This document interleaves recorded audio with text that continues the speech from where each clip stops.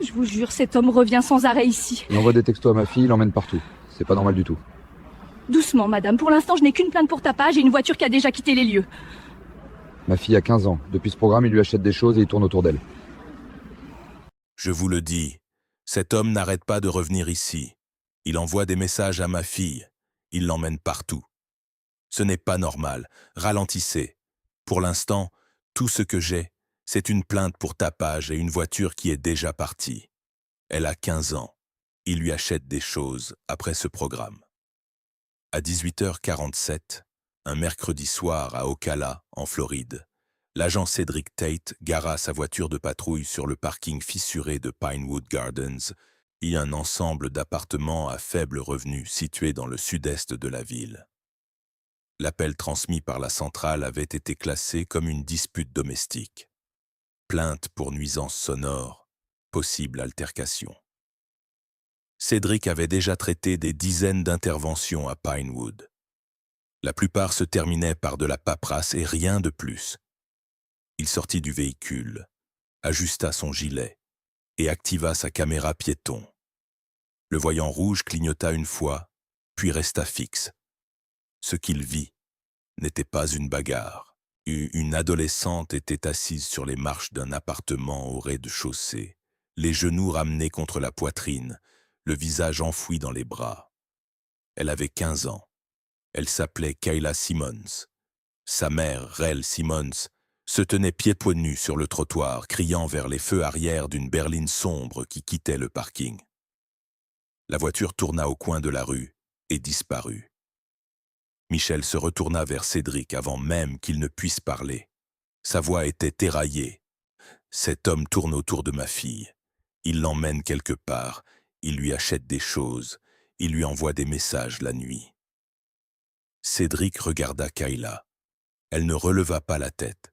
« Madame, de qui parlez-vous » La mâchoire de Rel se crispa. « C'est un flic. Il travaille dans votre service. Il dirige un programme pour les jeunes. C'est comme ça qu'il l'a approché. » Cédric sentit l'atmosphère changer avant même que son esprit ne rattrape pleinement ce qu'il venait d'entendre. Alors il regarda de nouveau Kayla. Elle n'avait toujours pas bougé. La caméra sur sa poitrine continuait d'enregistrer. Et quelque part derrière ce voyant rouge fixe, une chaîne d'événements avait déjà commencé.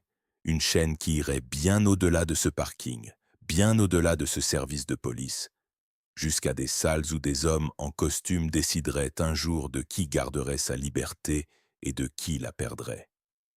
Rachel prononça le nom sans hésiter. Vincent Hargrove. Le sergent Vincent Hargrove. L'estomac de Cédric se serra. Il savait parfaitement qui c'était. Tout le département de police d'Ocala le savait. Hargrove était un vétéran de 22 ans de service, blanc, large d'épaules, avec une poignée de main qui s'attardait trop longtemps et un sourire qu'on retrouvait dans chaque newsletter du service et dans chaque communiqué de presse municipale. Il dirigeait le programme de proximité pour la jeunesse, celui que le maire avait salué lors de 3 audiences budgétaires consécutives, et d'où il entraînait une ligue de basket communautaire. Un mur entier de plaques de félicitations décorait son bureau, et son carnet d'adresses s'étendait de l'hôtel de ville au bureau du procureur de l'État. Il était intouchable, et Michel Simmons venait de l'accuser d'avoir manipulé et préparé sa fille de 15 ans à des fins d'abus. Cédric s'accroupit près des marches. « Kayla, peux-tu me dire ce qui s'est passé ?» Kayla ne répondit pas tout de suite. Ses doigts se grattaient de la peau autour de ses ongles. Michel lui toucha l'épaule. « Dis-leur, ma chérie. » Les mots sortirent lentement, à voix basse. La caméra capta chaque syllabe. Au début, il me ramenait chez moi après le programme. Puis il a commencé à m'envoyer des messages. Ensuite, il m'a acheté un téléphone. Il disait que j'étais spécial. Il disait que je ne pouvais en parler à personne parce que les autres ne comprendraient pas. Sa voix se brisa, puis il a commencé à me toucher. Cédric resta immobile. Sa formation lui disait de garder des questions ouvertes. Son instinct lui disait autre chose. Il savait ce que le dépôt de ce rapport allait signifier. Il savait quel nom y figurerait. Et il savait qu'au moment où ce nom entrerait dans le système, sa propre vie au sein du département changerait d'une manière irréversible. Mais la caméra tournait, et une fille de 15 ans venait de lui dire la vérité. Alors, il écrivit tout, et le lendemain matin, à 8h15, Cédric entra dans le bureau du lieutenant Craig du Nord avec un rapport imprimé, signé et attaché par un trombone à une copie du journal de sa caméra piéton. Du Nord avait 51 ans, blanc, administrateur de carrière qui avait passé plus d'années derrière un bureau que sur le terrain. Il avait la réputation de garder les choses fluides, pas de les garder justes. Cédric posa le rapport sur le bureau. Du Nord le lut lentement. Vous devez être très prudent avec ce genre d'accusation. Cette fille, elle a 15 ans. À cet âge-là, les enfants se trompent, ils exagèrent. Parfois, ils mentent carrément pour attirer l'attention. Ça ne change rien à ce qu'elle m'a dit devant la caméra, répondit Cédric. Les yeux de Dunor se rétrécirent légèrement. Vous l'avez enregistré? C'est sur ma caméra piéton. Activation standard. Dunor expira par le nez, regarda à nouveau le rapport, et puis le nom. Vincent Hargrove. Il joignit les mains. Je vais vous donner un conseil, agent. Pas comme votre lieutenant, mais comme quelqu'un qui travaille ici depuis longtemps. N'allez pas sur cette route. Le récit de cette fille n'a pas été vérifié. Hargrove est un sergent décoré avec plus de 20 ans de service. Vous commencez à faire circuler son nom dans un rapport comme celui-ci. Vous allez créer des problèmes que vous n'avez pas envie d'avoir. Cédric soutint son regard. Je ne fais pas circuler quoi que ce soit. J'ai répondu à un appel. J'ai consigné ce que la victime m'a dit. C'est mon travail.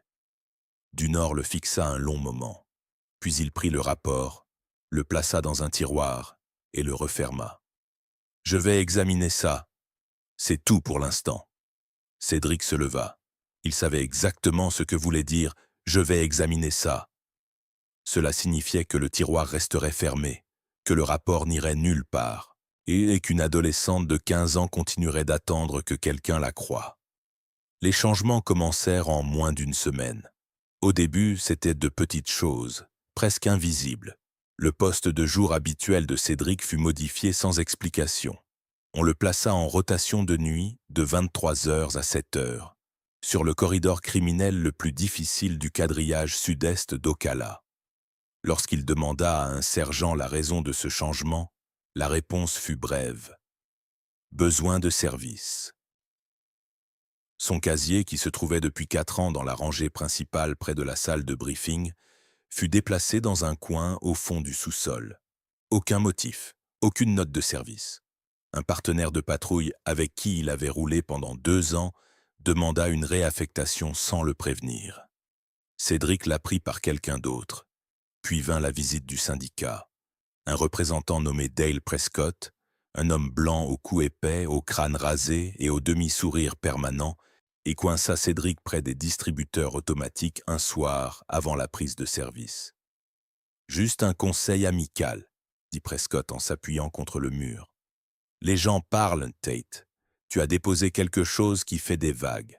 À ta place, je réfléchirais très sérieusement à mon avenir ici. » Cédric le regarda. « Vous êtes en train de me menacer ? » ?»« Je te conseille. Ce n'est pas la même chose. » Prescott s'éloigna. Cédric resta seul sous les néons bourdonnants. Et pendant que tout cela se produisait, pendant que le département se réorganisait silencieusement pour pousser Cédric dans un coin, le sergent Vincent Hargrove poursuivait sa routine sans la moindre interruption. Il se présentait au match communautaire de basket. Il posait pour des photos lors d'une assemblée scolaire. Il serrait des mains lors d'un événement du conseil municipal où le maire le remerciait publiquement pour son dévouement envers la jeunesse d'Ocala. Son sourire était large, et son uniforme impeccable, et personne autour de lui n'avait la moindre idée de ce qui approchait.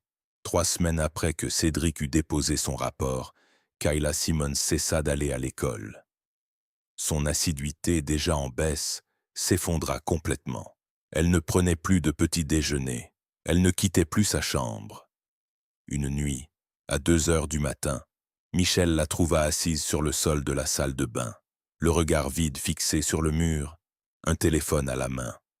Quand Michel prit le téléphone et fit défiler les messages, ses mains se mirent à trembler. Il y avait des textos provenant d'un numéro non enregistré. Au début, le langage était prudent, puis il devenait possessif, puis explicite. Des phrases qu'aucun adulte ne devrait jamais envoyer à un enfant. Des instructions, des menaces déguisées en affection. Tu sais ce qui arrivera si tu parles. Je suis le seul qui tient à toi. Ne gâche pas ça. Rel fit des captures d'écran de tout, et puis elle appela directement Cédric. Elle avait gardé sa carte depuis la nuit de la première intervention. Il décrocha à la deuxième sonnerie. « Agent Tate, j'appelle le département depuis 2 semaines. Personne ne m'a rappelé. Personne n'est venu parler à Kayla. Personne n'a rien fait. » Cédric ferma les yeux. Il le savait déjà. « J'ai déposé le rapport, Madame Simmons. Je l'ai remis à mon lieutenant. » Elle pleurait maintenant. Alors pourquoi personne n'est venu?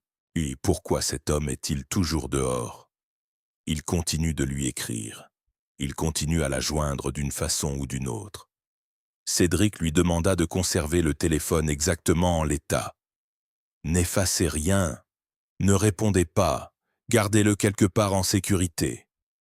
Cette nuit-là, après son service, Cédric resta assis dans sa voiture sur le parking du commissariat et consulta le journal interne de sa caméra piéton. Les images de cette soirée du mercredi à Pinewood Gardens s'y trouvaient encore. Le rapport qu'il avait déposé apparaissait comme « en cours d'examen ». Il n'avait été attribué à aucun enquêteur, aucun numéro de dossier n'avait été créé, aucune suite n'avait été enregistrée. 3 semaines. 3 semaines qu'une enfant avait révélé des abus devant la caméra et que le système n'avait rien fait. Cédric téléchargea les images sur un support personnel.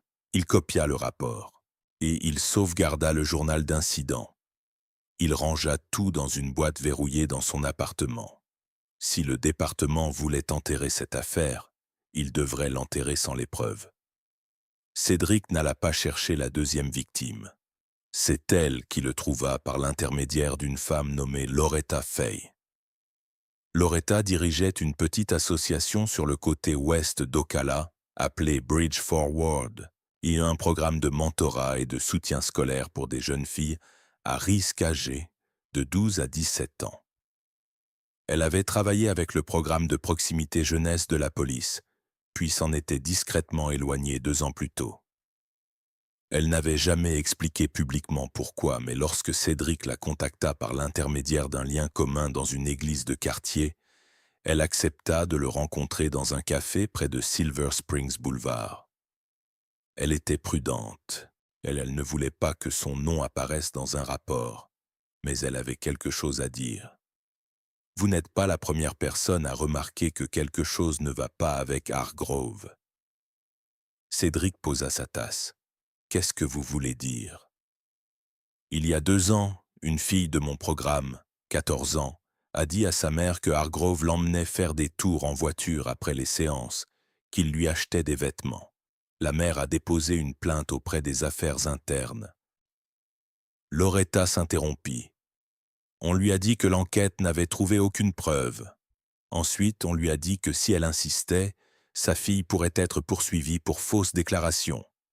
La famille a déménagé en Géorgie le mois suivant. La jeune fille s'appelait Amamira Odum. Cédric nota le nom. Cette nuit-là, il chercha la mère d'Amamira dans les archives publiques. Il trouva un numéro de téléphone à Savannah. Il appela. Une femme répondit, et quand Cédric expliqua qui il était et pourquoi il appelait, la ligne resta silencieuse un long moment. Puis elle se mit à pleurer. Personne ne nous a crus. Ils ont dit que ma fille mentait. Ils ont dit que ce serait elle qui aurait des ennuis. Nous sommes partis parce que nous avions peur. Cédric lui dit qu'elle n'était plus seule. Il lui dit qu'une autre fille s'était manifestée et que cette fois, quelqu'un écoutait. Il ne lui dit pas que ce quelqu'un n'était qu'un seul policier avec une copie de sa caméra piéton et aucun soutien de la part du département qui l'employait. Il ne lui dit pas qu'il manquait de plus en plus de personnes à qui faire confiance. Il lui dit simplement que la vérité finirait par sortir. Et pour la première fois depuis qu'il avait déposé son rapport, il sentit le poids d'une promesse qu'il n'était pas entièrement sûr de pouvoir tenir. L'appel arriva un mardi matin. On demanda à Cédric de se présenter à l'aile administrative à 10 heures. Aucune explication, aucun contexte, seulement 1 heure et un numéro de salle. Quand il arriva, le lieutenant Craig du Nord était assis à une extrémité d'une longue table. À côté de lui se trouvait le capitaine Frank Sarento, commandant du secteur, un homme à qui Cédric avait dû parler peut-être 3 fois en 6 ans. Sarento avait 56 ans, blanc, une coupe militaire et un visage qui semblait ne jamais bouger. Il dirigeait le secteur depuis 9 ans et avait la réputation de loyauté, non pas envers la loi, mais envers l'image du département. « Asseyez-vous, Tate !» Cédric s'assit. Sarento ouvrit une chemise cartonnée. « Agent Tate, nous avons reçu une plainte de l'unité des preuves concernant votre gestion de matériel dans une affaire de stupéfiants du trimestre dernier. Il y a des irrégularités dans la chaîne de possession qui doivent être examinées. » La mâchoire de Cédric se contracta. Il n'avait jamais mal géré quoi que ce soit de toute sa carrière. Son dossier était propre. « Quelles irrégularités ? » « Nous y viendrons, » dit Sarento. « Pour le moment, vous êtes placé en affectation administrative de bureau dans l'attente d'un examen interne. Nous avons également besoin de récupérer votre caméra piéton pour recalibrage. » Cédric regarda du Nord. Du Nord ne soutint pas son regard. « Tout ça, c'est à cause du rapport que j'ai déposé. » L'expression de Sarento ne changea pas. « Cela concerne la gestion des preuves, rien de plus. » Cédric se leva lentement. Il détacha sa caméra de son gilet et la posa sur la table. Mais il ne paniqua pas, parce que 2 semaines plus tôt, assis dans son appartement à 1 heure du matin, store tiré, il avait copié chaque fichier important. Les images, le rapport, le journal d'incident, les captures d'écran envoyées par Rel, montrant les messages à Kayla. Et tout était dans une boîte verrouillée dont personne au département n'avait connaissance.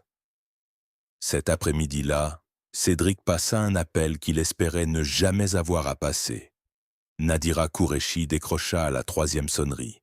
C'était une avocate en droit civique basée à Jacksonville, brillante, implacable, connue dans toute la Floride pour accepter des dossiers que d'autres refusaient. Cédric lui raconta tout.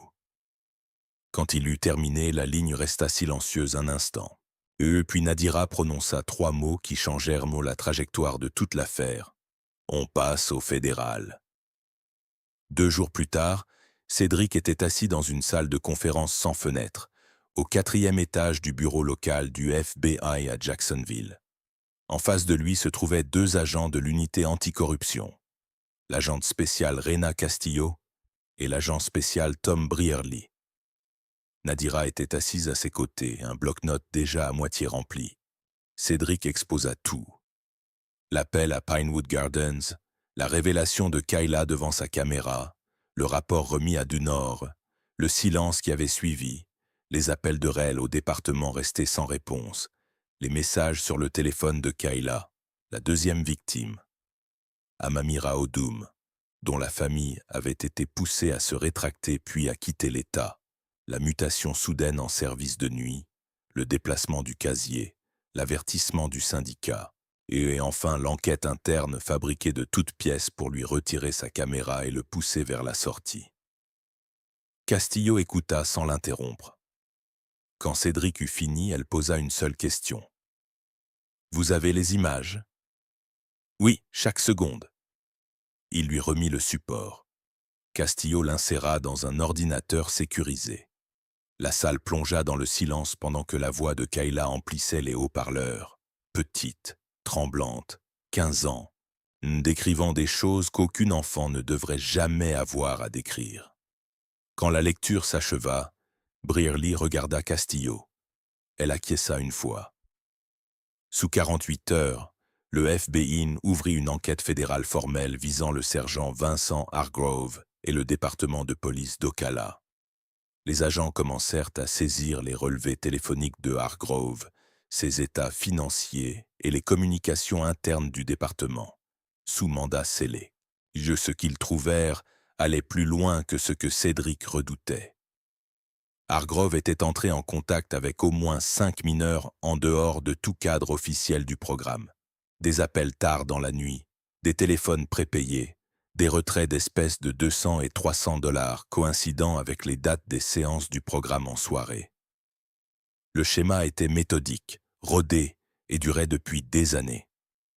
Cédric reprit la route vers Ocala ce soir-là sans prononcer un mot. Ses mains serraient le volant. Les lampadaires défilaient dans le flou. Il avait fait ce que le département avait refusé de faire. Il avait sorti l'affaire des murs du commissariat.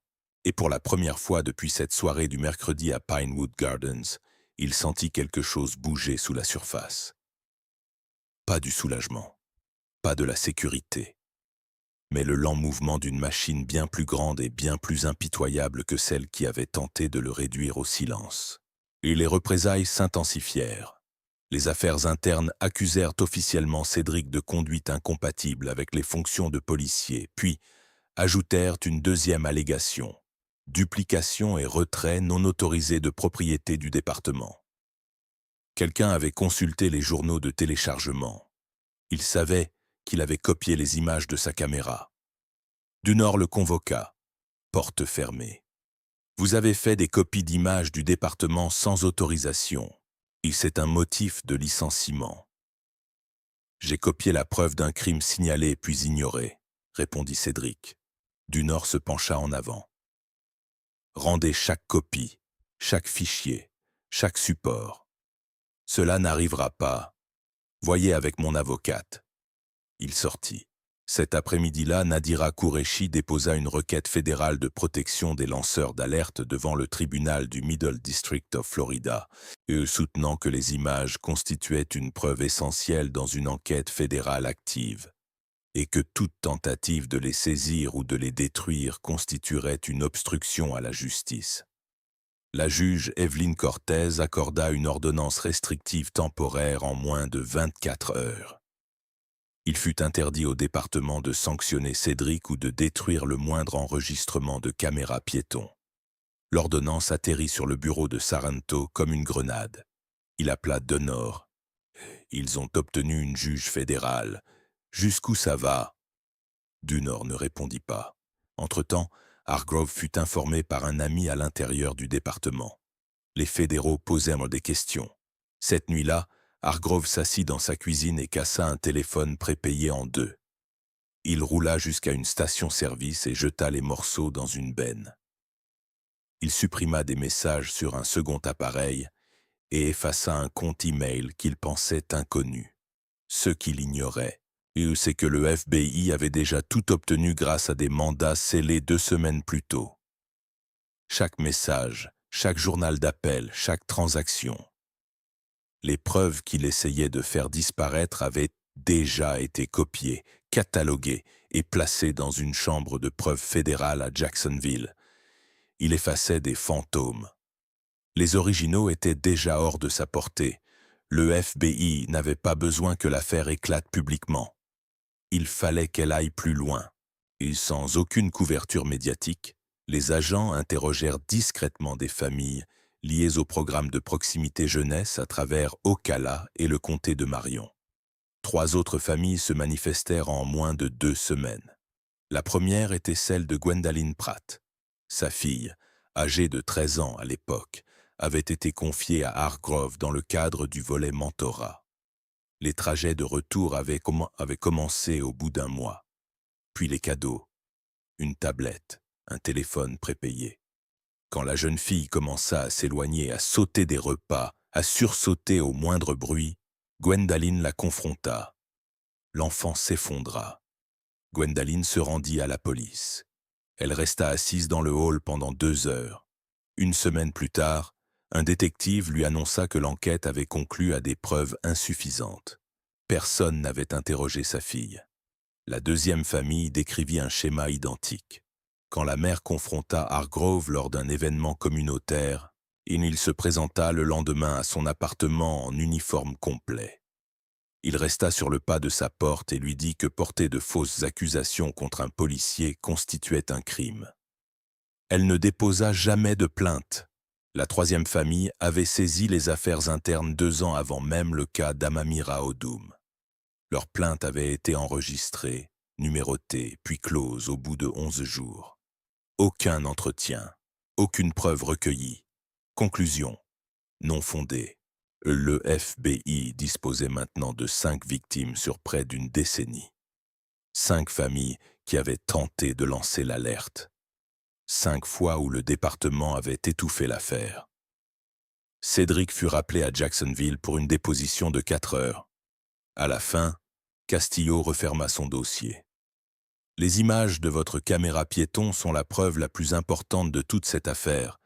C'est la première fois qu'une révélation a été captée en temps réel sur l'appareil même d'un agent intervenant. Elle marqua une pause. Nous allons faire en sorte que cela compte. Cédric acquiesça. Il rentra en voiture, vitres baissées, radio éteinte. Le poids n'avait pas disparu, mais pour la première fois, il s'était déplacé vers l'endroit où il devait être. L'arrestation eut lieu à 5 heures du matin, un mercredi. Les agents du FBI intervinrent simultanément sur 3 sites. Chez lui, dans le nord d'Ocala, le sergent Vincent Hargrove fut tiré de son lit en caleçon et débardeur, quand il cligna des yeux sous l'éclairage du porche pendant que les agents lui passaient aux les menottes sous le regard de voisins déjà sortis à cause du bruit des véhicules. Il fut inculpé de plusieurs chefs fédéraux dont exploitation sexuelle de mineurs, coercition sous couvert d'autorité et violation des droits civiques. Au commissariat, le lieutenant Craig du Nord fut escorté hors de son bureau, menotté, sous les yeux du service du matin. Des policiers restèrent pour le figer dans le couloir tandis que les agents fédéraux le conduisaient devant la salle de briefing. Il fut inculpé pour obstruction à la justice et conspiration visant à priver des personnes de leurs droits civiques pour avoir enterré le rapport de Cédric et organisé des représailles contre lui. Le capitaine Frank Sarento fut arrêté à son domicile. Conspiration. Défaut d'agir malgré des obligations légales de signalement.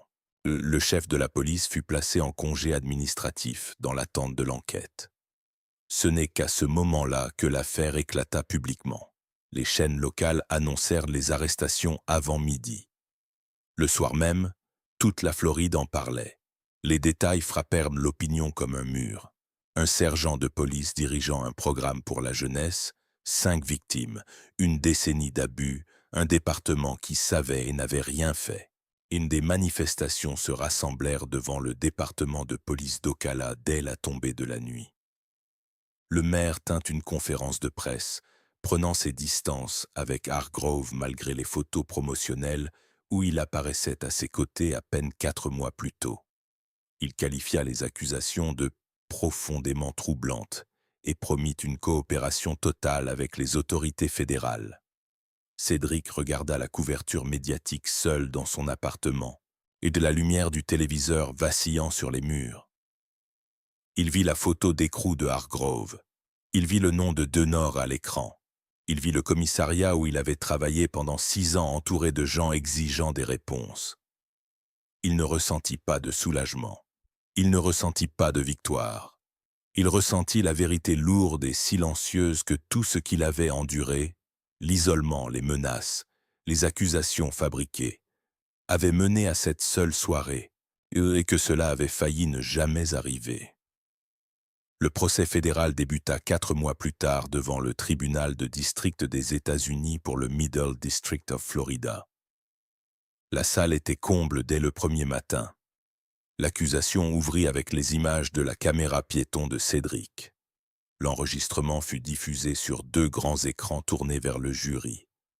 12 personnes restèrent en silence tandis que la voix d'une fille de 15 ans emplissait la salle, petite, tremblante, décrivant ce qu'un homme avec un badge lui avait fait pendant 5 mois. Les images n'étaient pas montées. 14 minutes de Kayla Simmons assise sur des marches en béton, tirant sur ses manches, incapable de regarder la caméra. Michel debout derrière elle, les bras croisés, les larmes coulant sur son visage, et la voix de Cédric, calme, prudente, posant les questions qu'aucun autre membre de son département n'avait été prêt à poser. Quand l'enregistrement s'acheva, personne ne bougea, et Kayla témoigna derrière un écran. Sa voix était plus mûre, plus dure, mais elle se brisait aux mêmes endroits. La mère d'Amamira Odom témoigna par liaison vidéo depuis la Géorgie, en pleurs, décrivant comment le département avait forcé sa famille au silence. 3 autres victimes firent des déclarations. Les preuves étaient accablantes. Relevés téléphoniques, flux financiers, appareils prépayés, retrait d'espèces correspondant aux dates des séances du programme. Et puis les procureurs lurent moquer les emails. L'un, envoyé par Dunor à un sergent, lui demandait de ralentir le rapport de Tate et de le garder hors du registre hebdomadaire. Un autre, envoyé par Sarento à Dunor 11 jours après le dépôt de la plainte de Cédric, apparut en noir et blanc sur les écrans du tribunal. Hargrove est trop précieux pour qu'on le perde à cause de drames d'adolescentes. Laisse mourir ça en silence. La phrase resta suspendue dans l'air comme de la fumée. Dunor et Sarento, désormais coopérants en échange de peines réduites, se rejetèrent mutuellement la faute, puis la rejetèrent sur Hargrove. Le jury les regarda minimiser leur rôle tandis que les preuves démontraient qu'ils avaient protégé activement un prédateur. La défense de Hargrove tenta de discréditer les victimes. Cela ne fonctionna pas. Les images existaient, les relevés existaient, le schéma était indéniable. Le jury délibéra une seule journée. Lorsqu'il revint, et le président du jury ne regarda pas la table de la défense. Cela dit à tout le monde dans la salle ce qui allait suivre. Coupable, sur tous les chefs. La salle expira d'un seul souffle. Michelle Simmons porta ses 2 mains à sa bouche. 2 autres mères s'enlacèrent au 2e rang. Cédric était assis au fond, en civil, les mains jointes sur les genoux. Il ne bougea pas. La détermination de la peine eut lieu 3 semaines plus tard.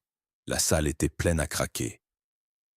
La juge Evelyn Cortez, la même qui avait protégé les images de Cédric quelques mois plus tôt, présidait. Elle s'adressa directement à Hargrove. On vous a confié un badge et un programme conçu pour protéger des enfants. Vous avez utilisé les 2 comme terrain de chasse. Vous avez repéré des filles vulnérables. Vous les avez isolées. Vous les avez abusées. Et quand elles ont essayé de parler, les hommes autour de vous se sont assurés que personne ne les écoute. Hargrove resta immobile. Son avocat lui avait conseillé de montrer du remords. Il n'en montra aucun. La juge poursuivit. Les agents qui vous ont protégés ne sont pas des spectateurs, ce sont des participants. Ce tribunal les tient pour responsables non parce qu'ils ont appuyé sur la gâchette, mais parce qu'ils vous ont remis l'arme et ont détourné les yeux pendant que vous vous en serviez. Elle condamna Hargrove à 63 ans de prison fédérale. En pratique, une peine à vie. Il mourrait derrière les barreaux. Dunor reçut 12 ans pour obstruction et conspiration. Sarento reçut 8 ans. 2 autres agents qui avaient eu connaissance de plaintes antérieures et n'avaient pas agi reçurent des peines plus légères. Au premier rang, un dessinateur judiciaire croqua le visage de Hargrove au moment où le chiffre fut prononcé. Son expression était vide. Ses yeux restaient fixés sur la table. Il ne regarda ni les familles, ni personne. Kayla n'était pas présente. Elle avait demandé à ne pas l'être. Mais elle, était là. Et quand le marteau de la juge tomba, Michel ferma les yeux, baissa la tête et murmura quelque chose qu'aucun micro ne capta. Elle seule et Dieu savaient ce que c'était. Les conséquences furent rapides. En quelques semaines, la ville d'Ocala entra sous décret fédéral de surveillance. L'ensemble du programme de proximité jeunesse fut dissous, pas restructuré, pas réformé, dissous. Un nouveau programme serait reconstruit de zéro sous supervision civile, avec vérification indépendante des antécédents, protocole de signalement obligatoire et commission d'examen dotée du pouvoir d'assignation. Le chef de la police démissionna sans déclaration publique. Son bureau fut vidé dans les 48 heures. Une action civile déposée par les familles des 5 victimes visait la ville, le département et les agents concernés. L'affaire n'alla jamais au procès, et la ville conclut un accord pour une somme de plusieurs millions de dollars que les observateurs juridiques décrivirent comme l'un des plus importants règlements pour faute policière de l'histoire de la Floride centrale. Dans le cadre de cet accord, le département fut contraint de publier tous les dossiers des affaires internes liées aux plaintes contre Hargrove. Ce qui en sortit était stupéfiant. 14 plaintes sur 9 ans, et 14 familles qui s'étaient manifestées d'une manière ou d'une autre. Pas une seule n'avait donné lieu à une action réelle. Cédric fut réintégré avec rappel intégral de salaire et une lettre officielle le blanchissant de toutes les accusations internes. La plainte fabriquée sur la gestion des preuves fut effacée de son dossier. Mais le mal était déjà fait. 6 mois d'isolement, de menaces. Une carrière transformée en arme contre lui pour avoir simplement fait son travail. Il demanda sa mutation et fut accepté au bureau du shérif du comté de Marion. Il prit son nouveau poste un lundi matin, nouveau badge, nouvelle unité, même caméra piéton. Nadira Qureshi utilisa cette affaire comme fondation. Elle déposa des actions en droit civique au nom de 3 autres agents de Floride ayant subi des représailles pour avoir signalé des fautes professionnelles. Chaque dossier cita celui de Cédric comme précédent. Chacun avança. Le système n'avait pas fonctionné tout seul. Il avait été forcé de fonctionner, traîné jusqu'à l'obligation de rendre des comptes par un seul policier qui avait refusé de fermer les yeux et une avocate qui savait exactement quelles portes enfoncer. Des mois plus tard, Cédric Tate accepta un seul entretien. Il était assis face à une journaliste dans une pièce calme du bureau du shérif du comté de Marion, toujours en uniforme, la caméra accrochée à son gilet. Il parlait lentement, prudemment, et comme toujours. « Les gens me demandent si je le referais. » Il marqua une pause.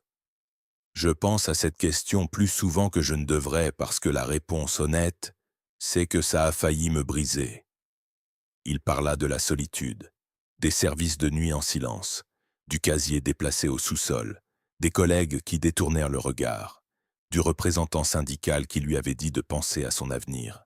Et du matin où Saranto et du Nord s'étaient assis en face de lui pour tenter de lui retirer la seule preuve qui comptait. « Je n'étais pas courageux, » dit Cédric. « J'étais terrifié chaque jour. Je n'arrêtais pas de penser à cette fille sur les marches, 15 ans, me disant la vérité parce qu'elle croyait que quelqu'un allait enfin faire quelque chose. » Il baissa les yeux vers ses mains. « Si j'avais tourné le dos à ça, je ne pourrais pas porter cet uniforme. Je ne le mériterais pas. » Et il parla aussi d'Amamira, la fille dont la famille avait été forcée de quitter l'État. De la plainte enterrée des années avant que Kayla ne s'assoie sur ses marches. « Elle n'a jamais eu justice la première fois, » dit Cédric. « Et ça reste avec moi. » Il ajouta que le système n'avait pas fonctionné, que ce sont des personnes qui l'ont fait fonctionner, en refusant de détourner les yeux, en gardant des copies quand on leur disait de supprimer, en entrant dans des bureaux fédéraux quand leur propre département leur fermait la porte. L'entretien se termina dans le calme. Pas de déclaration dramatique, pas de phrase finale répétée à l'avance. Juste un homme en uniforme qui avait fait ce que les hommes au-dessus de lui avaient refusé de faire, et qui en avait payé le prix d'une manière que la plupart des gens ne verraient jamais. Le reportage se termine par Cédric traversant les locaux du bureau du shérif du comté de Marion au début d'un nouveau service. Caméra allumée. Voyant rouge fixe, il monte dans sa voiture de patrouille, ajuste son rétroviseur et quitte le parking. La voix du narrateur revient. Vincent Hargrove mourra dans une prison fédérale. Les agents qui l'ont protégé ont perdu leur badge, leur liberté et leur nom. Et la voix tremblante d'une fille de 15 ans enregistrée sur une caméra piéton, des images qui ont failli être saisies, enfouies, effacées, a fait tomber toute une chaîne de commandement. Non pas parce que le système a fonctionné, mais parce qu'un seul homme a refusé de le laisser échouer. Si vous pensez que cette affaire était terrible, attendez de voir ce qui se passe dans celle de droite.